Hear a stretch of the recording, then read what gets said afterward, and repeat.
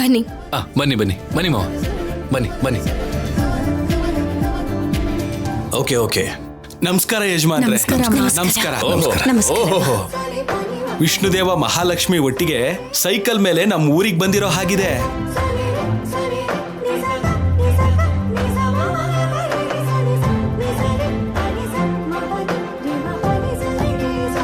ನಿಮ್ ಮಗಳನ್ನ ನಮ್ಮ ಊರಿಗೆ ಕೊಟ್ಟಿದ್ದೀರಾ, ರವೀಂದ್ರ ಅವ್ರ ಜೊತೆ ಸಂಬಂಧ ಬೆಳೆಸಿದ್ದೀರಾ ಅಂತ ನಮ್ಮ ಇಡೀ ಊರೇ ಆನಂದದಲ್ಲಿ ತೇಲಾಡ್ತಾ ಇದೆ.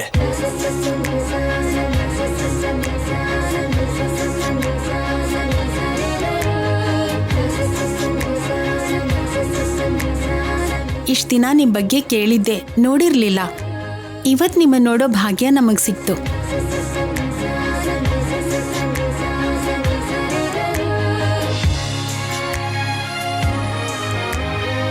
ಹೌದು, ಮತ್ತೆ ಗಂಡ ಹೆಂಡತಿ ಸುಖವಾಗಿರೋ ದಾಂಪತ್ಯ ಆದರ್ಶ ದಂಪತಿ ಅಂತ ಏನಾದ್ರೂ ಒಂದ್ ಬುಕ್ ಬರೆದ್ರೆ ಆ ಬುಕ್ಕಿನ ಮೊದಲನೇ ಪುಟದಲ್ಲಿ ಇಲ್ಲಿ ನೋಡಿ ರಾಜಾರಾಮ್ ಜಾನಕಿ ಫೋಟೋನೇ ಹಾಕ್ಬೇಕು.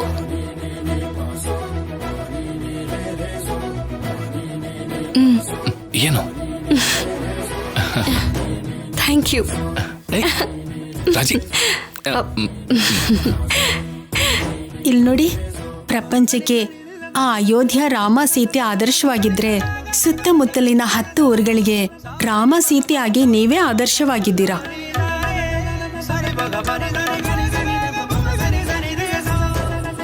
ಹೌದು, ಮತ್ತೆ ಗಂಡ ಹೆಂಡತಿ ಅಂದ್ರೆ ಹೇಗಿರ್ಬೇಕ್ರಿ? ನಿಮ್ಮ ಅನ್ಯೋನ್ಯತೆ ಬಗ್ಗೆ, ನಿಮ್ಮ ಪ್ರೀತಿ ಅನುರಾಗದ ಬಗ್ಗೆ, ನಿಮ್ಮ ಅನುಬಂಧದ ಬಗ್ಗೆ ಹೇಳಿ ನಮ್ಮ ಮಹಿಳಾ ಸಂಘದವರು 25 ಜೋಡಿಗಳನ್ನ ಬೇರೆ ಆಗದೆ ಇರೋ ತರ ಮಾಡಿದ್ದಾರೆ.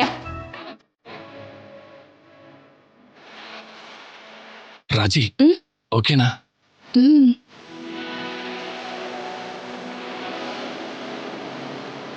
ಜಾನ್ಕಮ್ಮ ಅವ್ರೆ, ಏನದು? ಏನ್ ಅಷ್ಟು ದೊಡ್ಡ ಮನೆ ಹಿಡ್ಕೊಂಡು ಬಂದಿದ್ದೀರಾ? ಅದು ಇವರು ಹುಟ್ಟಿದ ಮನೆಯಿಂದ ಮನೆ ತರಬೇಕು ಅಂತ ಹೇಳಿದ್ರು.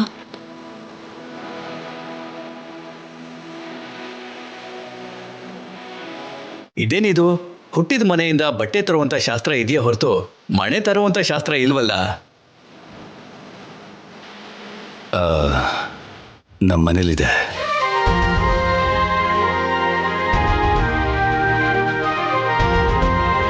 ನೀವೊಬ್ರೇ ತಂದಿದ್ದೀರಲ್ಲ, ತಂದ್ರೆ 2 ತರ್ಬೇಕಲ್ವಾ? ಇದು ಕೂಡ ನಮ್ಮ ಮನೇಲಿದೆ ಕಣ್ರಿ. ಓ, ಅಂದ್ರೆ ನೀವು ಹೇಳಿದ್ಮೇಲೆ ಇರುತ್ತೆ ಬಿಡಿ.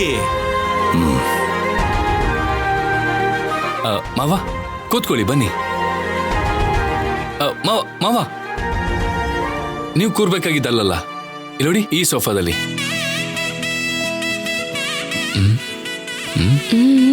ಮಾವ ಬನ್ನಿ ಬನ್ನಿ ಬನ್ನಿ ಬನ್ನಿ ಕೂತ್ಕೊಳ್ಳಿ.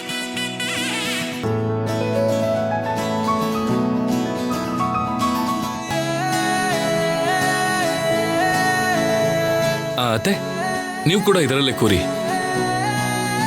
ಏನಕ್ಕಪ್ಪ? ಮಾವ, ಇದು ನಮ್ಮ ಆಚಾರ. ಮಾವ ನೀವೇ ಹೇಳಿ. ಹೌದು ಬೀಗ್ರೆ, ನಮ್ಮ ಮನೆಗೆ ಹೆಣ್ಮಗ್ಳನ್ನ ಕೊಟ್ಟಿರೋ ತಂದೆ ತಾಯಿ ಮನೆಗೆ ಬಂದ್ರೆ ಇದರಲ್ಲೇ ಕೂರ್ಸೋದು. ಅದಕ್ಕೆ ನಾವು ಅದನ್ನ ಸ್ಪೆಷಲ್ ಆಗಿ ಮಾಡಿಸಿದೀವಿ. ತಂಗಿಯಮ್ಮ ಬಾಮ್ಮ. ಅಮ್ಮ ಬಾ.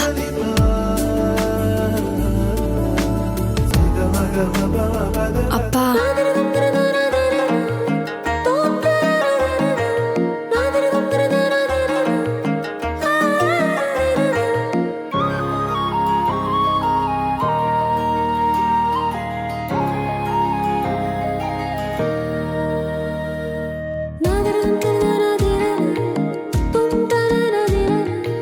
ಹೀಗೊಂದೇ ಕುರ್ಚಿಯಲ್ಲಿ ಕೂತ್ಕೊಳ್ಳೋ ಆಚಾರ ಎಲ್ಲಾದ್ರೂ ಇರುತ್ತಾ?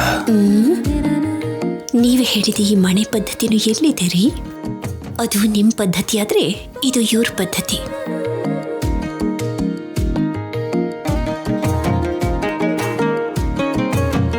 ರಾಜಿ, ಹ್ಯಾಪಿನಾ? ಈ ವ್ರತ ಆಗೋದ್ರೊಳಗೆ ಯಾವುದೇ ಚಿಕ್ಕ ಚಾನ್ಸ್ ಸಿಕ್ಕರು ನಿಮ್ಮ ಅಮ್ಮ ಅಪ್ಪನ ಒಂದ್ ಮಾಡಕ್ ನೋಡೋಣ. ಚಾನ್ಸೇ ಬಿಡೋದ್ ಬೇಡ. ಅದನ್ನು ಕೊಡಮ್ಮ ಇಲ್ಲಿ.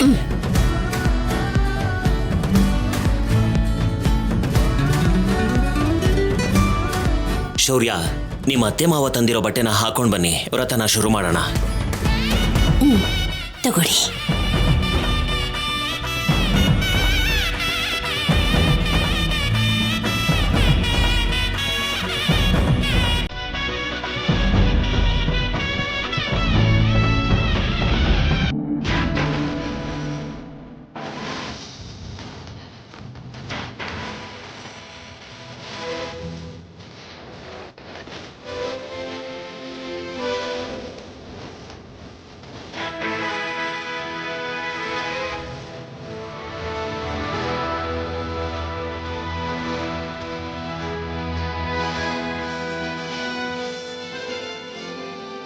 ಆದ್ಯಾ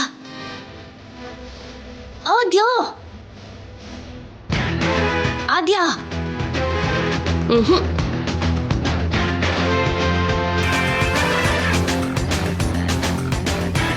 ಆದ್ಯಾ ನಾನೇ ಚಿಕ್ಕಮ್ಮ ನೀನಾ? ಈ ಕಡೆ ಬಾ. ಚಿಕ್ಕಮ್ಮ ಮಾಮೂಲಿಯಾಗಿ ಬರ್ಬೋದಿತ್ತಲ್ವಾ? ಅಯ್ಯೋ, ಹೀಗೆ ಕಳ್ಳರ ಹಾಗೆ ಯಾಕೆ ಬಂದೆ? ಅಯ್ಯೋಯ್ಯೋ, ಈ ಮನೆಗ್ ಬರೋದನ್ನ ಯಾರಾದ್ರೂ ನೋಡಿದ್ರೆ ನನಗೆ ಆ ಮನೇಲೂ ಜಾಗ ಇರಲ್ಲ ಗೊತ್ತಾ? ಸರಿ ಹೇಳು, ಏನ್ ಈ ಕಡೆ ಬಂದೆ? ನೀನು ಡೀಪ್ ಆಗಿ ಯೋಚನೆ ಮಾಡಿ ಅಂದಿದ್ಯಲ್ಲ, ತುಂಬಾ ಡೀಪ್ ಆಗಿ ಯೋಚನೆ ಮಾಡಿದ್ದೀನಿ. ಹೌದಾ? ಏನಾದ್ರೂ ನೆನ್ಪಾಯ್ತಾ ಚಿಕ್ಕಮ್ಮ? ಹೇಳು. ಹಾ, ನೆನ್ಪಾಯ್ತು. ಅದನ್ನ ಹೇಳೋದಕ್ಕೆ ಇಲ್ಲೋಡು, ಇಷ್ಟೊಂದು ರಿಸ್ಕ್ ತಗೊಂಡ್ ಬಂದಿದ್ದೀನಿ. ಹೇಳು ಚಿಕ್ಕಮ್ಮ ಪ್ಲೀಸ್. ಮತ್ತೆ ಅದು ನನ್ನ ಇಲ್ಲಿಂದ ಪೆಟ್ಟಿಗೆಲ್ ಎತ್ಕೊಂಡು ಹೋದಾಗ ಏನೂ ನೆನ್ಪಕ್ ಬರ್ಲಿಲ್ಲ. ಪೆಟ್ಟಿಗೆ ನೀರಿಗೆ ಎಸದ್ಮೇಲೆ ಒಂದ್ ಮಾತಾಡಿದ್ ನೆನ್ಪಾಯ್ತು. ಏನಾ ಮಾತು? ಹೇಳು ಚಿಕ್ಕಮ್ಮ. ಆ ಮಾತು ಸರಿಯಾಗಿ ನೆನ್ಪಾಗ್ತಿಲ್ಲ. ಸಿಗ್ನಲ್ ವೀಕ್ ಆಗಿದೆ ಅನ್ಸುತ್ತೆ. ನೆನ್ಪಕ್ ಬಂದ ಹಾಗೆ ಬರುತ್ತೆ, ಹಾಗೆ ಹೋಗುತ್ತೆ. ಆದ್ರೆ ಆ ಮಾತಾಡಿದ್ ಮಾತ್ರ ಹೆಂಗಸ್ ಧ್ವನಿನೇ. ಯಾರೋ ಹೆಣ್ಣಿನ ಧ್ವನಿನ? ನಂದೇನಾ? ಆಹಾ, ಅಲ್ಲ. ದೊಡ್ಡಮ್ಮಂದ? ಅಯ್ಯೋ ಅಲ್ಲ, ಯಾವುದೋ ಹೊಸ ಧ್ವನಿ. ಹೊಸ ಧ್ವನಿನಾ? ಮತ್ತೆ ಅವ್ರ ಎದುರುಗ್ ಬಂದು ಅದೇ ತರ ಮಾತಾಡಿದ್ರೆ ಪಟ್ಟಂತ ಕಂಡು ಹಿಡ್ಬಿಡ್ತೀನಿ, ಬಿಡೋದೇ ಇಲ್ಲ. ಮತ್ತೆ ಎದುರಿಗೆ ಸಿಕ್ಕು ಅದೇ ಮಾತನ್ನ ಹೇಳ್ಬೇಕು ಅಂದ್ರೆ ಮತ್ತೆ ಅವರೇ ಬಂದು ನಿನ್ನ ಎತ್ಕೊಂಡು ನದಿ. ಸರಿ ಬಿಡು ಆದ್ಯ, ಯಾವುದೋ ಒಂದು ಕ್ಲೂ ಹೇಳ್ದೆ ಅಲ್ವಾ? ಈಗ ನನ್ಗೆ ಆ ಒಡವೆನ್ ಕೊಡ್ತೀಯಾ? ನೀನು ಕ್ಲೂನ ಪೂರ್ತಿನೇ ಮಾಡ್ಲಿಲ್ವಲ್ಲ? ಆ ಧ್ವನಿ ಯಾರ್ದೋ ಹೇಳು, ಆ ನೆಕ್ಲೆಸ್ನ ಈಗ್ಲೇ ಹೋಗಿ ತಗೊಂಡ್ ಬಂದು ನಿನಗ್ ಕೊಟ್ಬಿಡ್ತೀನಿ ಚಿಕ್ಕಮ್ಮ.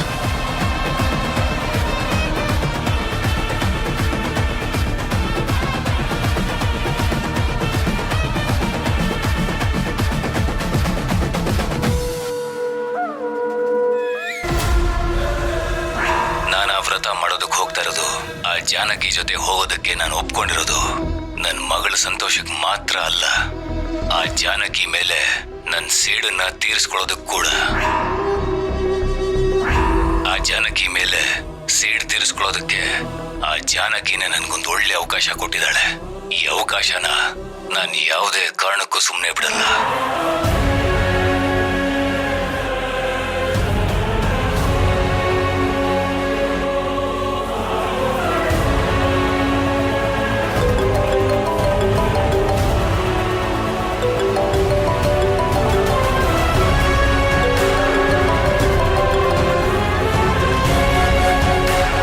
ಹಲೋ, ಯಾರು?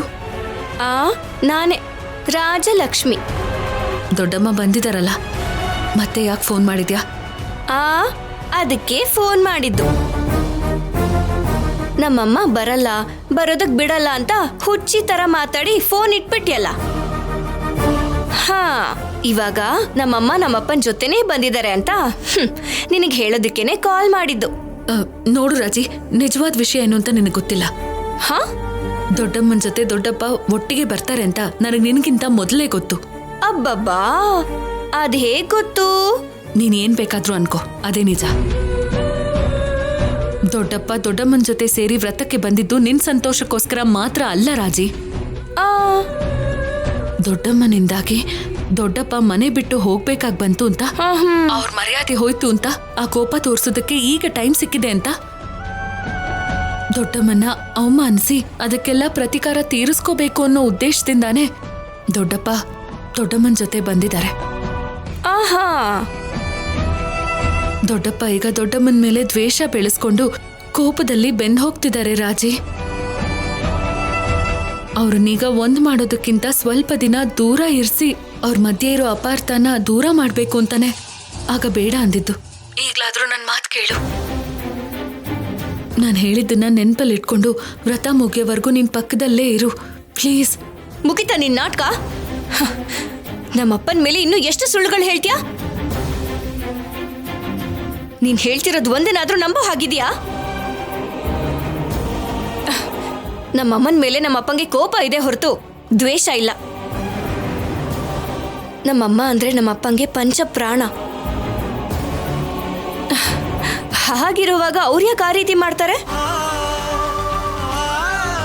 ಒಟ್ಟಿಗೆ ಇದ್ದೀವಿ ಅಂತ ಇಂಥದ್ದೆಲ್ಲ ಪ್ರಚಾರ ಮಾಡಿ ನಮ್ಮಪ್ಪನ ನನ್ನಿಂದ ದೂರ ಮಾಡಬೇಕು ಅನ್ನೋದೇ ಪ್ಲಾನ್ ಅಲ್ವಾ? ಇಲ್ಲ ರಾಜಿ, ಆದ್ಯಾ, ನನಗೆ ಗೊತ್ತು. ನಾನ್ ನಿಜಾನೇ ಹೇಳ್ತಿರೋದು, ನಿಜವಾಗ್ಲೂ ಹೇಳ್ತಾ ಇದ್ದೀನಿ.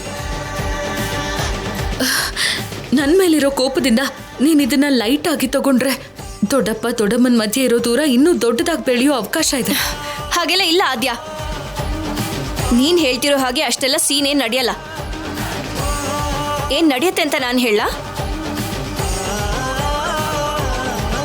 ವ್ರತಕ್ಕೆ ಬಂದಿರೋ ನಮ್ಮಪ್ಪ ಅಮ್ಮ ನಡೆದಿರೋದನ್ನ ಪಕ್ಕಕ್ಕಿಟ್ಟು ಮತ್ತೆ ಒಂದಾಗ್ತಾರೆ.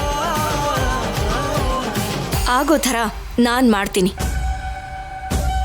ವ್ರತ ಮುಗಿಯೋಷ್ಟ್ರಲ್ಲಿ ಅವ್ರ ಮಧ್ಯೆ ಇರೋಂಥ ಅಂತರ ಪೂರ್ತಿಯಾಗಿ ಸರಿ ಹೋಗುತ್ತೆ.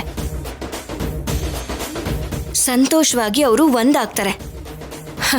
ಮತ್ತೆ ಮುಂಚಿನ ಥರನೇ ಆ ರೀತಿ ನಾನು ಮಾಡ್ತೀನಿ, ನಿನಗೆ ತೋರಿಸ್ತೀನಿ. Just wait and C.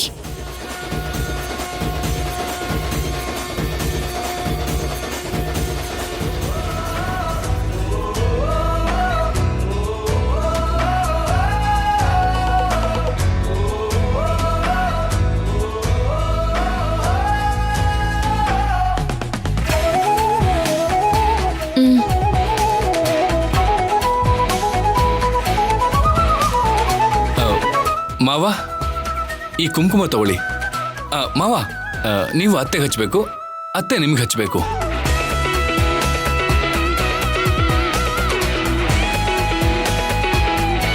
ತಗೊಳ್ಳಿ ಮಾವ. ಇದೆಲ್ಲ ಈಗ ಯಾಕಪ್ಪ?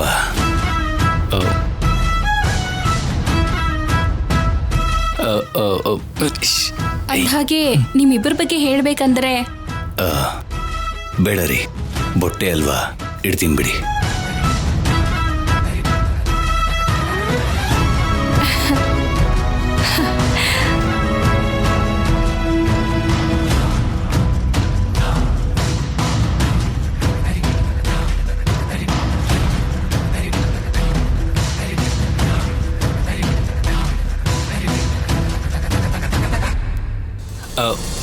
ಮಾವ, ಈ ಕಂಕಣ ಕಟ್ಟಿ. ಏನಪ್ಪ ಇವೆಲ್ಲ? ಈ ಕಂಕಣ ಅತ್ತೆಗೆ ನೀವು ಕಟ್ಟಬೇಕು, ಅತ್ತೆ ನಿಮಗೆ ಕಟ್ಟಬೇಕು. ಈಗ ಕಂಕಣ ಎಲ್ಲ ಏನಕ್ಕಪ್ಪ? ಹೌದು ಬೀಗ್ರೆ, ಇದು ಕೂಡ ನಮ್ಮನೆ ಸಂಪ್ರದಾಯನೇ. ಏನು ಇದು ಕೂಡನಾ? ಇಷ್ಟೇ ಅಲ್ಲ ಅಪ್ಪ, ನಮ್ಮ ಅತ್ತೆ ಮನೇಲಿ ಇಂಥ ಆಚಾರಗಳು ಇನ್ನೂ ತುಂಬಾನೇ ಇದೆ.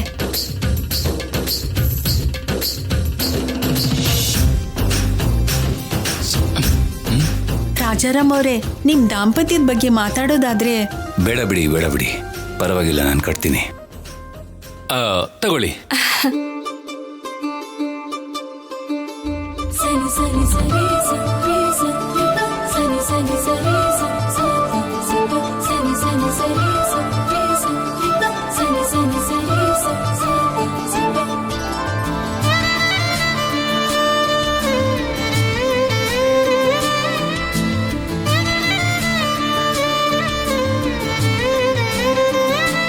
ರಾಜಿ, ಅಮ್ಮ,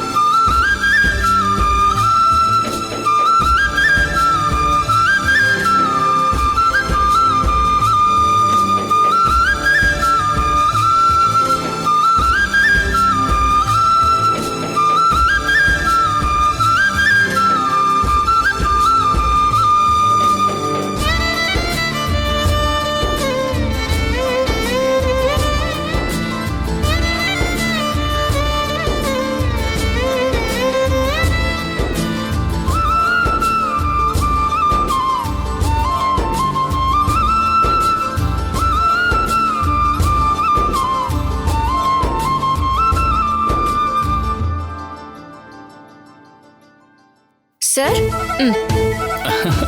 ನನ್ಗ ಥ್ಯಾಂಕ್ ಯು. ನಿಮ್ಗಲ್ಲ ಸರ್. ಓ ನಿನ್ಗ? ಸರ್ ನನ್ಗೂ ಅಲ್ಲ ಸರ್. ಓ ನಿನಗೆ ನನ್ಗ? ನಿಮ್ಗೆ ಯಾವಾಗ್ಲೂ ಅದೇ ಯೋಚನೆ. ಇಲ್ಲಿ ನೋಡಿ, ನೀವೇನ್ ಮಾಡ್ತಿರೋ ನನಗೆ ಗೊತ್ತಿಲ್ಲ. ಇದನ್ನ ನಮ್ಮ ಅಪ್ಪ ಅಮ್ಮ ಕುಡಿಯೋ ತರ ಮಾಡಿ. ಇದರಲ್ಲಿ ಅಂತ ಕಷ್ಟ ಏನಿದೆ ರಾಜಿ? ಹಿಂಗ್ ಹೋಗಿ ಹಂಗ್ ಕುಡಿಸ್ತೀನಿ ನೋಡು. ಸರ್.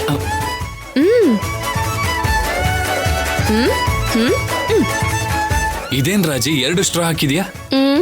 ಒಂದು ನಮ್ಮ ಅಮ್ಮಂಗೆ, ಇನ್ನೊಂದು ಅಪ್ಪಂಗೆ. ಅಂದ್ರೆ ನಾನು ಇದನ್ನ ಅವ್ರಿಗೆ ಕುಡಿಸ್ಬೇಕಾ? Sir please sir. ಸರಿ ಆಯ್ತು.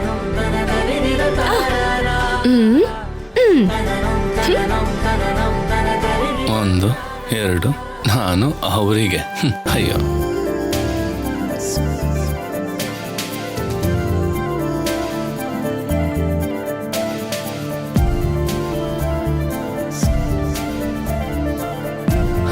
ಮಾವ ತಗೊಳ್ಳಿ. ಯಾತಕ್ಕಪ್ಪ ಇವೆಲ್ಲ ಸುಮ್ಮನೆ? ತಗೊಳ್ಳಿ ಮಾವ, ತಗೊಳ್ಳಿ. ಮಾವ, ಸ್ಟ್ರಾಗಳು 2 ಸ್ಟ್ರಾ ಇದೆಯಲ್ಲಪ್ಪ.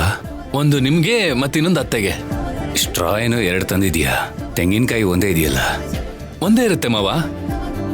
ಇದನ್ನೇ ನೀವಿಬ್ರು ಶೇರ್ ಮಾಡ್ಕೋಬೇಕು.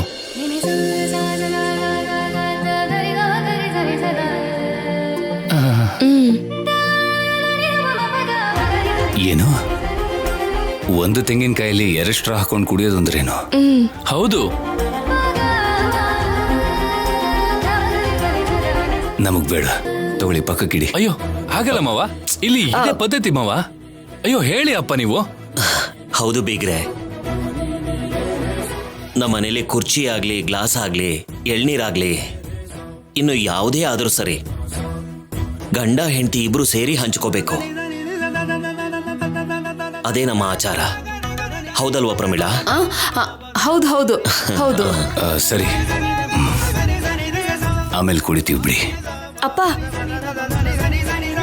ಎಳ್ನೀರ್ನ ಪಕ್ಕಕ್ಕಿಟ್ರೆ ನಮ್ಮನೆ ಆಚಾರನ ಪಕ್ಕಕ್ಕಿಟ್ಟ ಹಾಗೆ, ಅವಮಾನ ಮಾಡ್ದ ಹಾಗೆ. ಪ್ಲೀಸ್ ಅಪ್ಪ, ನನಗೋಸ್ಕರ ಕುಡೀರಿ.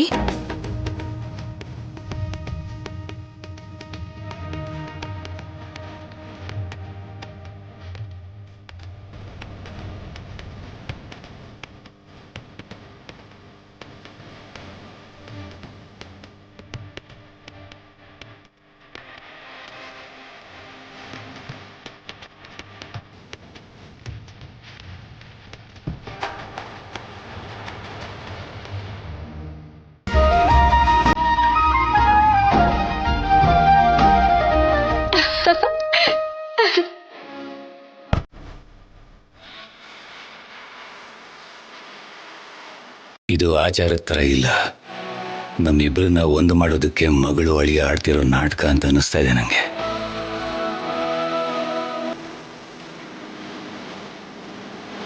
ಯಾವ್ದು ಏನೇ ಆದ್ರೂ ಚೆನ್ನಾಗಿದೆ ಅಲ್ವಾ?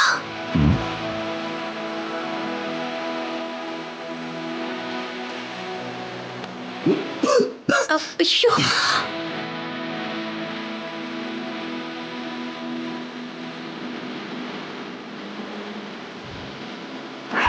ನಿಮ್ಮಮ್ಮನಿಗೆ ಅವಮಾನ ಆಗುತ್ತೆ ಅಂತ ಗೊತ್ತಿದ್ದು ನೀನು ಕಳ್ಸು ಅನ್ಬೋದೆ, ಆದ್ರೆ ನಮ್ ದೊಡ್ಡಮ್ಮನಿಗೆ ಅವಮಾನ ಆಗುತ್ತೆ ಅಂತ ಗೊತ್ತಾದ್ರೆ ನಾನ್ ಕಳ್ಸೋದಿಲ್ಲ.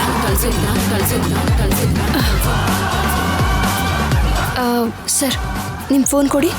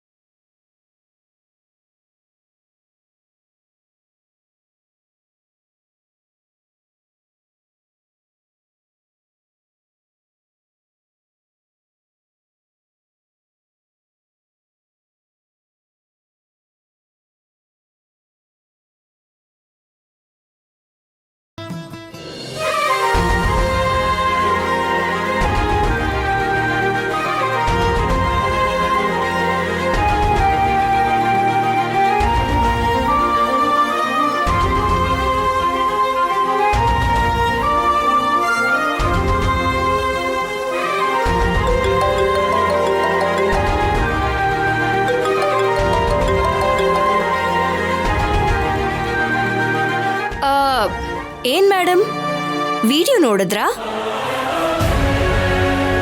ಮೈಂಡ್ ಬ್ಲಾಕ್ ಆಗಿದ್ಯಾ? ಹಾ,